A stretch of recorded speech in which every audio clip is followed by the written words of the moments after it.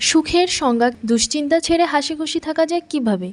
এই প্রশ্ন এখন বেশিরভাগ মানুষের। আজকাল সকলেই ছুটছি। কাজের জগতের সঙ্গে ব্যক্তিগত জীবনেও মানিয়ে গুছিয়ে নেওয়াটা খুবই জরুরি। অহেতুক চিন্তা মনের চাপ বাড়ায়। প্রতিযোগিতায় এগিয়ে থাকতে গিয়ে উদ্বেগ যদি আকাছোঁয়া হয়ে যায়, তাহলে সুখ মনের জানলা দিয়ে বেরিয়ে যাবে। মনোবিদরা বলেন, নিজের ভালো থাকা, নিজেকে সুস্থ এবং সুখী রাখতে হলে নিজের দায়িত্বেই রাখতে হবে। তার জন্য কিছু অভ্যাসে বদল আনা খুবই জরুরি। নিজের সুস্থতা এবং সুখের ক্ষেত্রে নিজের ভালো লাগাটাই আসল কথা। নিজে ভালো থাকলেই চারপাশের সকলকে ভালো রাখা যায়। রোজের অভ্যাসে কি কি বদল আনলে সব সময় ভালো থাকা যায়? চলুন জেনে নিন আজকে এই ভিডিওটি। ১. নিজেকে অন্যের সঙ্গে তুলনা করবেন না। ২. ইতিবাচক ভাবনা খুব দরকার। ৩. নিজেকে ভালোবাসুন। ৪. অন্যের কথায় কান দেবেন না। ৫. আত্মবিশ্বাস বাড়ান।